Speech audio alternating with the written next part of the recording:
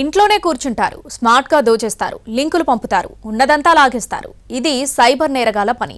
ఎక్కడ ఉంటారో తెలియదు, ముఖం కనబడదు. కానీ మన సమాచారంతో మనల్నే నిలువుదోపిడి చేస్తారు. అలాంటి వారి పట్ల జాగ్రత్తగా ఉండాలంటున్నారు పోలీసులు.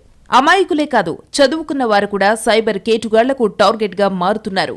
దీనికి కారణం లేకపోలేదు. బహుమతులు, పెట్టుబడితో లాభాలు, రివార్డు పాయింట్స్, ఖరీదైన గిఫ్టులు, ఇలా ఒకటేమిటి తోచిందల్లా చెప్పి బురిడి కొట్టిస్తున్నారు సైబర్ చీటర్స్.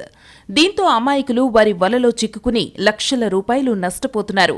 ఇది వచ్చే ఏడాది అంటే 2025లోనూ మరింతగా పెరిగే అవకాశముందని పోలీసులు హెచ్చరిస్తున్నారు. సైబర్ చీటర్స్ వలలో పడకుండా చూసుకోవాలని చెబుతున్నారు.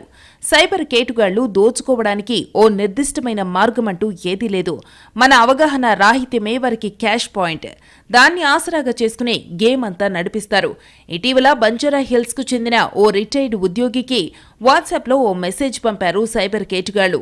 తాము చెప్పిన సంస్థల్లో పెట్టుబడులు పెడితే సాయంత్రానికల్లా భారీగా లాభాలు వస్తాయన్నది దాని సారాంశం. అది నమ్మిన ఆయన వారు చెప్పిన ఖాతాల్లో డబ్బులు వేసి ఇరుక్కున్నాడు. పెట్టుబడులు పెట్టడం ప్రారంభించారు.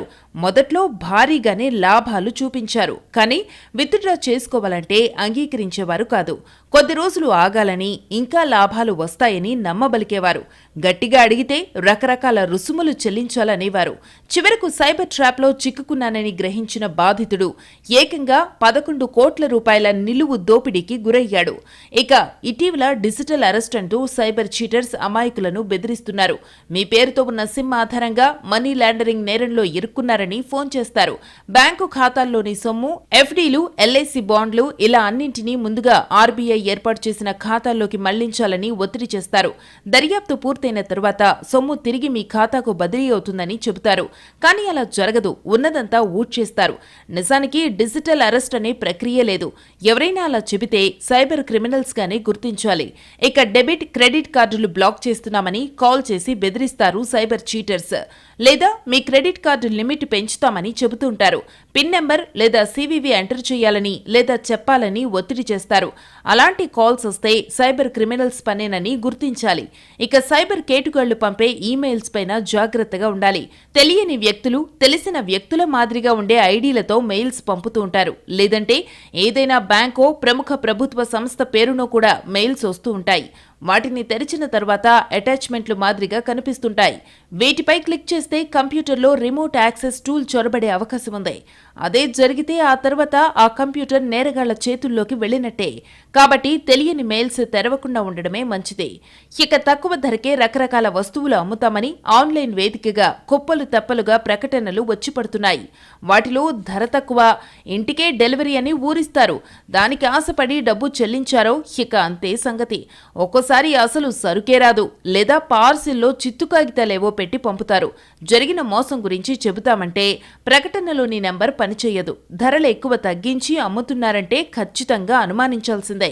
ఇదే తరహాలో ఆన్లైన్ షాపింగ్ చేసేందుకు గిఫ్ట్ వోచర్లంటూ కూడా ఊరిస్తారు. ఫోన్లకు లింకులు పంపుతారు. వాటిని క్లిక్ చేస్తే ఖాతాల్లో ఉన్న డబ్బంతా ఖాళీ అవుతుంది. మరోవైపు సైబర్ నేరగాళ్లు అందమైన అమ్మాయిలతో ఫోన్లు చేయిస్తారు. కొద్దిగా పరిచయం కాగానే వీడియో కాల్ మాట్లాడుకుందామని ముగ్గులోకి దించుతారు. వీడియో కెమెరా ముందే నగ్నంగా మారిపోయి సదరు వ్యక్తిని కూడా నగ్నంగా మారమంటూ కవ్విస్తారు. ఆ మాటలకు లొంగితే ఇక అంతే. ఆ వ్యవహారమంతా రికార్డు చేసి బేరం షురూ చేస్తారు. కాబట్టి అనుమానిత వ్యక్తుల వీడియో కాల్స్ జోలికి వెళ్లొద్దు. ముఖ్యంగా అపరిచిత మహిళలతో అలర్ట్గా ఉండాలి. ఈ మధ్య ఈక్విటీ షేర్ల పేరుతోనూ సైబర్ నేరగాళ్లు చీటింగ్ చేస్తున్నారు. కాల్ చేసి స్టాక్ బ్రోకర్లమని పరిచయం చేసుకుంటారు. ఏ షేర్ ధర ఎంత పెరుగుతుందో తమకు తెలుస్తుందని నమ్మిస్తారు.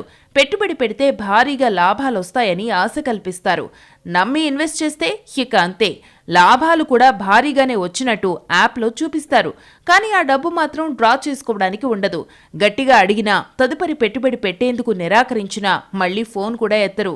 ఇవే కాదు, క్రిప్టో కరెన్సీ, బహుమతులు, ఫ్రాంచైజీలు, కేవైసీ, ఆన్లైన్లో పుస్తకాలు అని ఎలా పడితే అలా స్మార్టుగా దోచేసేందుకు కేటుగాళ్లు రెడీగా ఉంటున్నారు. వారి నుంచి తప్పించుకోవాలంటే అవగాహన పెంచుకోవడం తప్పనిసరి.